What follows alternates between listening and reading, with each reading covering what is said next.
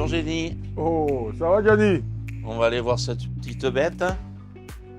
Alors j'ai reçu une bête, j'ai acheté une bête qui a été primée au mois de novembre et j'ai acheté cette bête de concours. C'est donc une belle génisse qui a 5-6 ans d'âge maximum. Donc c'est une bête qui a été née, élevée et abattue exprès pour être mangée uniquement. Donc elle a été primée et elle a eu le 2e prix. Oui, elle est là. Donc on a la médaille qui est ici. Bon, j'ai déjà grignoté dedans parce qu'elle est trop bonne. Donc voilà, et donc là, on va prendre. Tu veux de la viande pour faire tes raviolis? Oui, pour ça que je suis là, comme toujours. Donc on va prendre le plat de côte, ce qu'on appelle la poitrine de bœuf. C'est le thorax de la vache. C'est un morceau qui est très parfumé pour les raviolis. Tout ce qui est, nous on s'en sert aussi pour faire du pot-au-feu, donc ce qu'on appelle le plat de côte, uniquement les bâtons. Donc là, je vais la sortir et puis je vais lui préparer.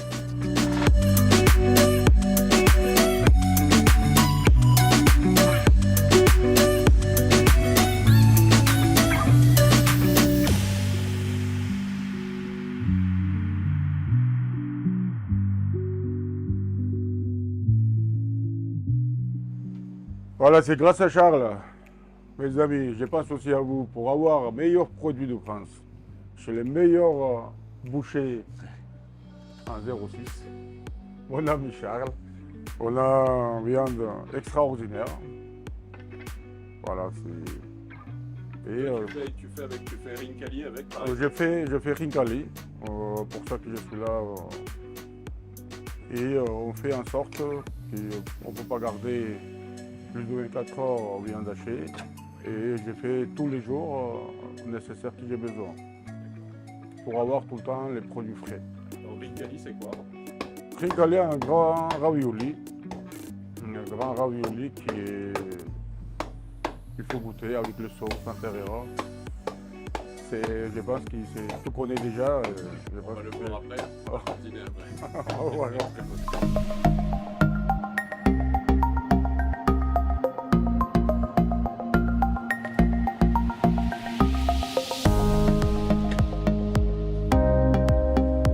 Regardez ça. Petite merveille. Je travaille que de la génisse limousine. Donc pourquoi la limousine? Parce que c'est une viande qui a besoin de maturité minimum 3 semaines. Et elle a une couleur qui est plutôt bordeaux. Donc elle n'est pas claire comme le charolais. Le charolais labellisé est très très bon aussi. Mais n'aura jamais le goût de la génisse limousine.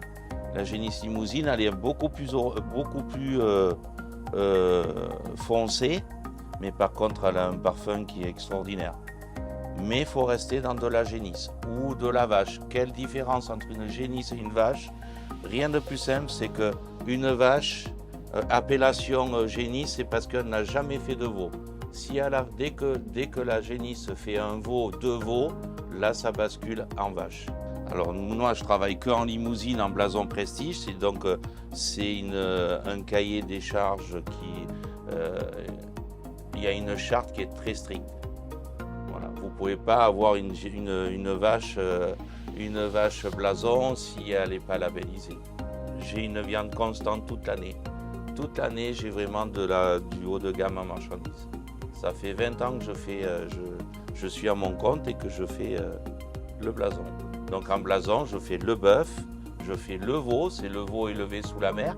Donc sous la mer, c'est-à-dire qu'il est nourri que par la maman, donc il est nourri que avec du lait. Et après, il a la muselière justement pour pas manger l'herbe, pour pas qu'il rougit. Voilà. Nous ici sur la Côte d'Azur, on a du veau qui est très clair. Pourquoi? Si on a le vrai veau, normalement, il est plus un picotement plus clair que ça. Après, je fais l'agneau du Pays d'Oc, des Pyrénées, en labellisé aussi, en blason. Et je fais le porc du Sud-Ouest au grain. Donc c'est le porc du Sud-Ouest, c'est un porc labellisé. C'est un porc qui est très très parfumé et c'est pas du porc de batterie, c'est-à-dire qu'il est élevé dehors, il mange des glands, il mange des vers, donc c'est un porc qui est ferme et qui a beaucoup de goût. Donc ça, le muscle que vous voyez ici, c'est ce qu'on appelle le filet de bœuf. Alors pourquoi le filet de bœuf, c'est un muscle qui est très tendre. Donc là, c'est le rein, hein, le faux filet, la côte de bœuf, c'est le rein de la bête. Et à l'intérieur de la bête, là, il y a l'autre morceau, l'autre partie qui est de l'autre côté. Donc là, on est dans le ventre de la bête. Et bien, le filet de bœuf, pourquoi il est très tendre? Parce que c'est un muscle qui est à l'intérieur de la bête et qui ne bouge pas, enfin, qui n'a pas de force quand la bête est vivante, en fin de compte. C'est pour ça que c'est un morceau qui est très tendre.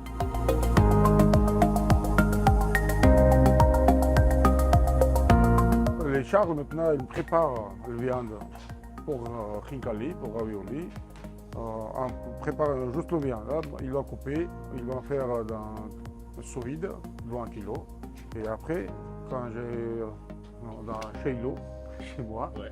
tous les jours, je sors de combien j'ai besoin. Je prépare viande hachée pour les khinkali.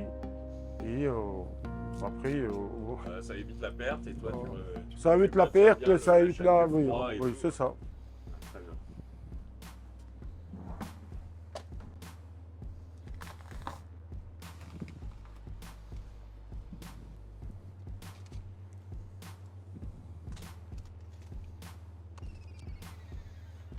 Alors pour être boucher, eh ben, j'ai fait de l'âge de 16 ans jusqu'à 18 ans de la boucherie, où j'ai appris dans une petite boucherie, où on a toujours fait que du carcasse. T'es dans la région déjà? Oui, je suis d'ici, oui, j'ai appris dans la région. Ouais. Je suis jamais parti de la Côte d'Azur, moi. Je suis perdu. Moi, pour moi, dès qu'on passe l'Estérel, c'est le nord, j'y arrive plus après. Je sais pas pourquoi. Manque d'oxygène pour moi dès que j'arrive. Oui, je suis un maître d'apprentissage. J'ai eu 28 apprentis. J'ai formé 28 gamins. Et aujourd'hui, ben, à 53 ans, on m'a proposé, l'école de la boucherie de Paris m'a proposé, m'a sélectionné en fin de compte. Il y a 14 jurys dans toute la France.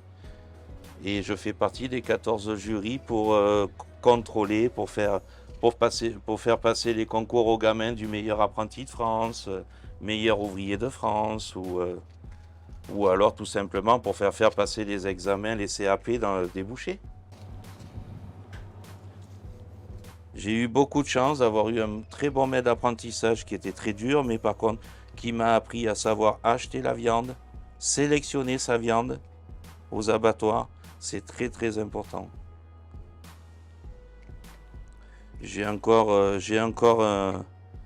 Je paye moi encore un maquignon qui me sélectionne mes bêtes, donc mes bêtes vivantes, qui va les sélectionner chez les éleveurs et qui les fait abattre pour moi, par rapport à mes critères demandés.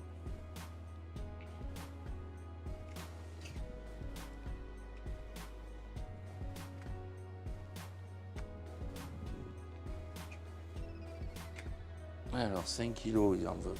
Ouais. Ma recherche, c'était que quand j'ai vu avec Charles, qu'il viande qu'il prépare, ça doit être 15% de matière grasse. Pour avoir une bonne consistance pour les khinkali, pour que ça va être juteux, pour que ça va être pas trop sec. Et il prépare toujours Sur mesure, quoi. sur mesure.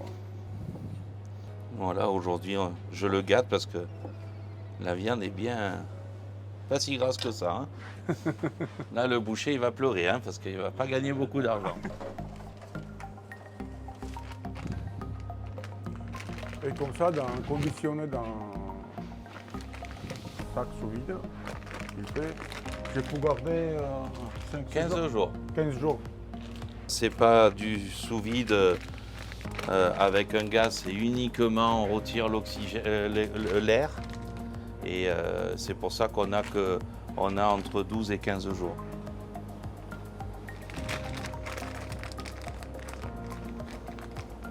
Et après, Charles, il fait chaque sac, il prépare les étiquettes. La carte d'identité de la bête. Et après, je rajoute ça pour mes clientes si des fois elles ont le cafard en photo sur dessus. Au moins, ils me voient et puis ils reprennent le plaisir de revenir en boucherie.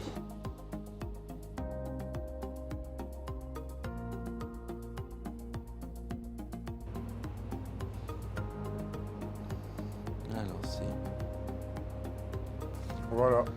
Et là, on a tout. Tu peux revenir dès demain, hein, j'ai toujours de la bonne viande, hein, tu te Alors, gênes je pas. sais. D'accord? Je suis assuré. Merci.